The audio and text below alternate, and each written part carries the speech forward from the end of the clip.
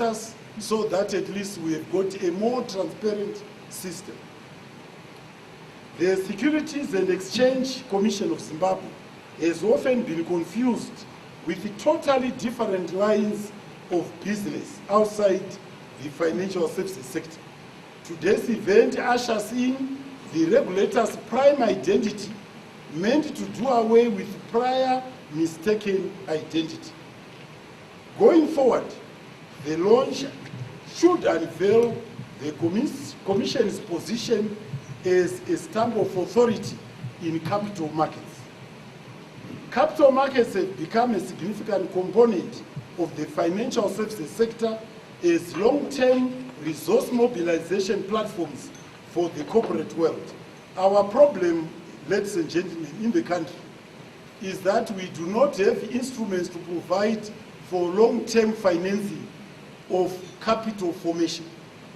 We should have, and there is no cheaper source than equity, than capital markets. It comes cheap. We are sharing the risk. The investor who comes with his equity is sharing the risk with everybody. And sometimes the risk happens and this investment is blown off. But it's important that we have cheap financing for our investments and for our economic development. Capital markets are also critical for raising funding for long-term development projects. Capital markets in a way offer value-preserving investment options for economic growth and development. There is therefore a complementary need for us as a nation to harness savings from both the local market and beyond borders for much needed foreign direct investment. Chief amongst most African capital markets, the challenges they face is weak corporate governance and the absence of modern infrastructure necessary for efficiency and transparency, meaning that the basic investment principles are in most cases not adhered to. Unfortunately, poorly governed markets tend to lose out on foreign capital inflows, as markets exist by the grace of investors.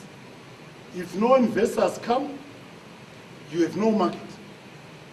You need to link up new projects here, new business here with investors.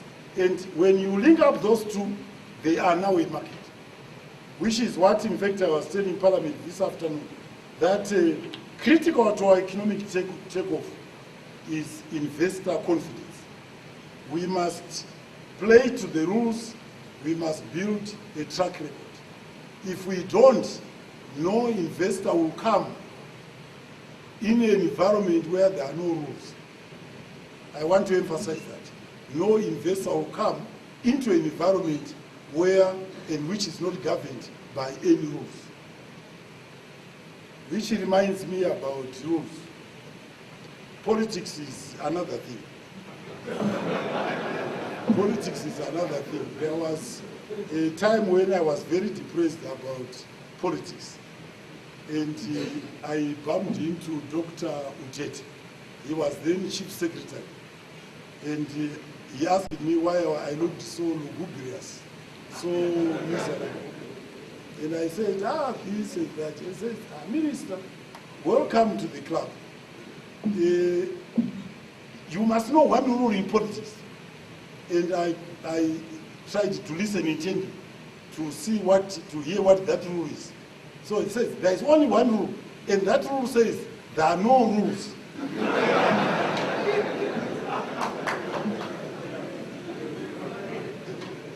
Trends from the recent global financial crisis show international fund managers in search of the next investment frontier with focus on emerging markets, and indeed Africa, endowed with an area of its natural resources, has been discovered to be the final frontier.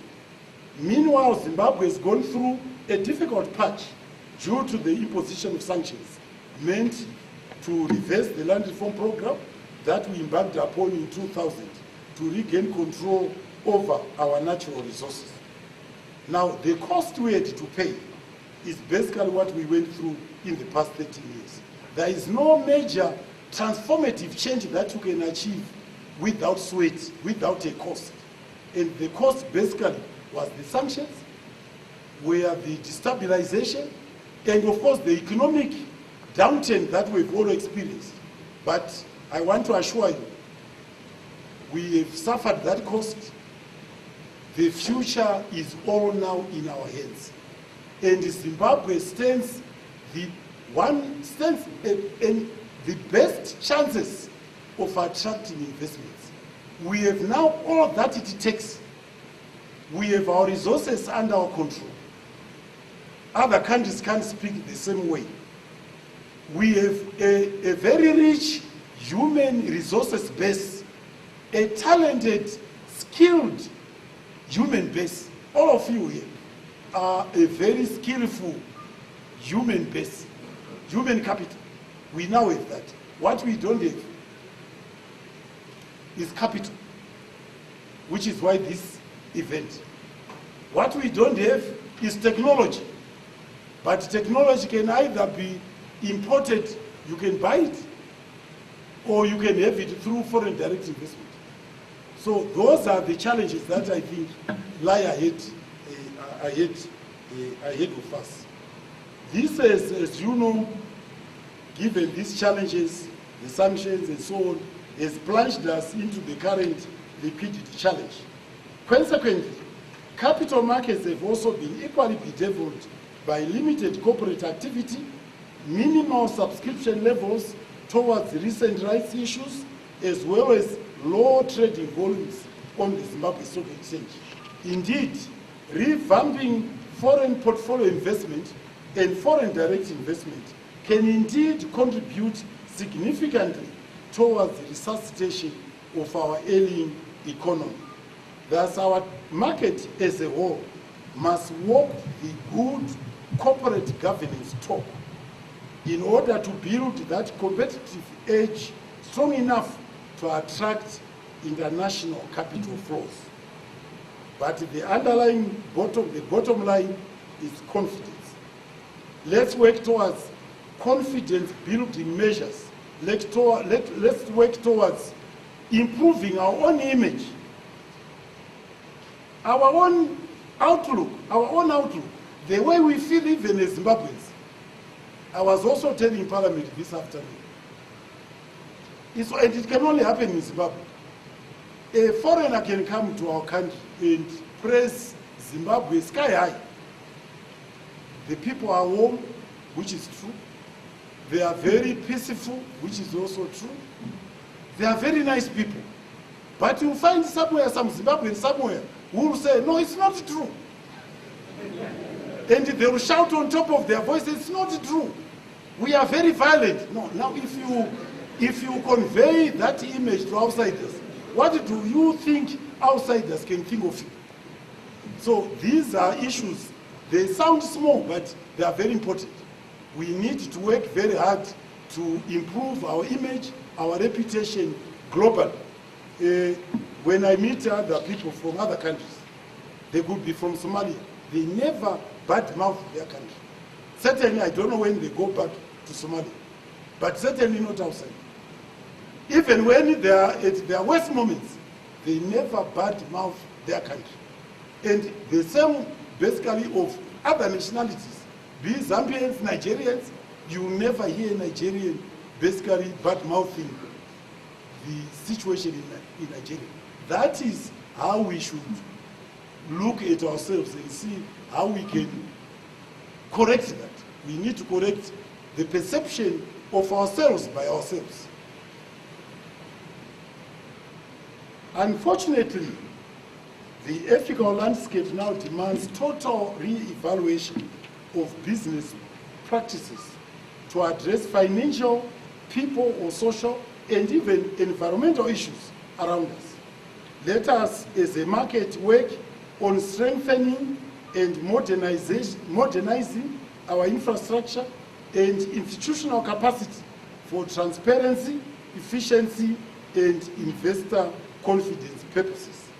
Let us uphold best practice by complying with all necessary reporting and disclosure requirements to enable informed decisions by our investors. I have noted with concern the existing conflicting legislation that is presenting significant arbitrage opportunities. The market lacks a clear and binding corporate governance code for the industry with precise punitive clauses. This has come as a cost to the investing public. Remember, the market lost previous loyal investors, both local and foreign, upon loss of trust due to various reasons, and we need to win back the lost trust. Again, you can count on me. You are my advisors. The Commission is my advisor. I don't know much about capital markets or about Exchange Commission or about the key players there. I stand to be guided by you, and you can count on me for support. It is critical to equip ourselves in tandem with the ever-changing operating and regulatory environment, and to gain membership to international bodies as global benchmarks for international cooperation. Ultimately, let's work closely with our regulators for a collective effort towards building a conducive investment environment. Meanwhile, the Ministry is aware of the need for a raft of additional rules and regulations meant to govern capital markets operations. Hence, we will ensure that all subsidiary legislation is expeditiously drafted and subsequently approved into law for effective regulation of capital markets. The people who must expeditiously draft these rules and subsidiary legislation is the Commission. Produce the template, and I can only work and improve or suggest amendments to the template. Before I conclude, let me take this opportunity basically to say we have an engagement with the IMF or with the Bretton Woods institutions.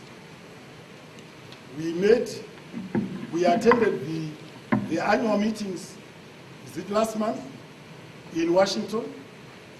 And I'm sure that we all understand the situation we are as a country. We owe the Bretton Woods institutions, that is the multilateral institutions, some billions of dollars. We also owe the members of the Paris Club, that is mostly creditors who group themselves under the Paris Club, mostly Western creditors, that is individual countries or companies. We also owe other creditors, China and other creditors all over the world. We are currently, and that exercise is soon to finish, we are currently verifying the size of our external debt. And we are doing so with the creditors to agree the figures as to what we owe, so that at least we know where we stand as a country. Indications are that it's much lower than what the media has been writing. The media has been putting it at 10.7 billion or 11 billion. No, it's much less. We are looking at around 6 to 7 billion. But during my meetings with the World Bank and the IMF and IFC, I said that at present, Zimbabwe has no capacity to pay the principal debt. They all noted in agreement, we have no capacity. We have accumulated arrears of around 4 billion. And we have no capacity to clear those arrears. They also note that we have no capacity. We are currently paying token payments per month towards those arrears, 150,000, and bankers here will know it will take us a lifetime, no more than a lifetime, 1 million years to clear those arrears. But we also said to them for the first time that whilst we are in this situation as a cost to our reassertion of our rights of our natural resources, that was the cost. We have enormous potential as a country. To a man or to a woman, they agree. And in fact, they say that we are among the top 5 countries that are going to be target to international inflows of investment if we play our cards right, if we put our act together. I also said to them, and in fact I was repeating them in our meeting today, that when all is said and considered, we are under a staff monitoring program, which means we are unable to access the benefits of our membership for concessional lending or borrowing. And that, because they are not giving us those benefits, it means we remain at a standstill, which is not good even for a creditor. And I've been putting these ideas to them that a creditor wants to be paid. We will certainly capacitate the data to build his capacity so that he can pay the data.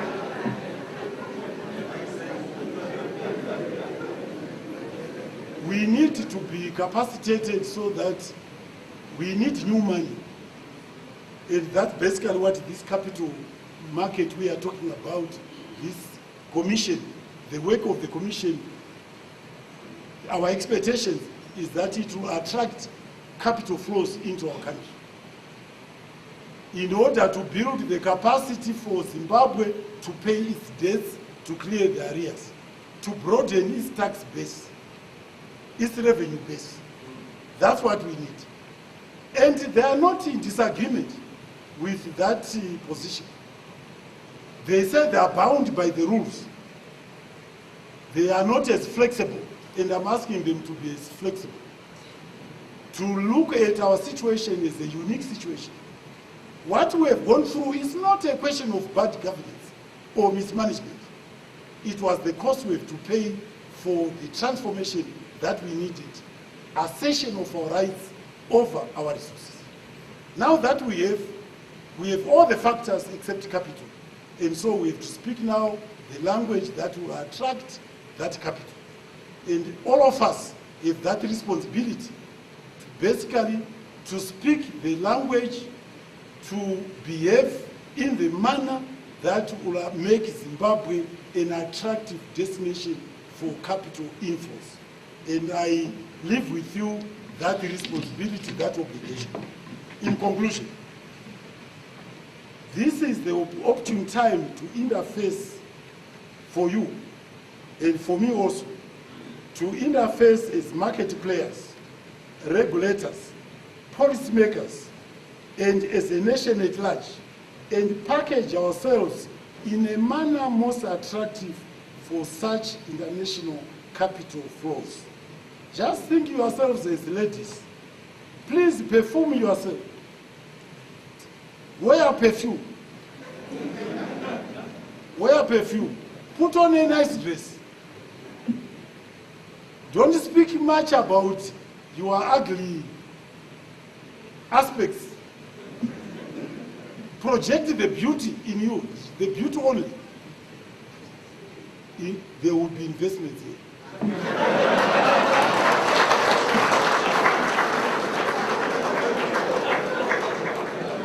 As your ministry, we welcome your constructive views towards policy formulation. And I emphasize this, towards policy formulation. No one has the monopoly of good ideas or views. So we welcome them. You can seek meetings to convey your ideas, or you can write, don't make it too long, just make it brief. We will certainly consider it, and it will be most welcome. So we need your views towards policy formulation so that together we can put in place adequate and robust measures for the development and depth of our capital markets. It is therefore now my singular honor and pleasure to officially launch the Securities and Exchange Commission logo and quarterly newsletter. Ladies and gentlemen, I thank you for your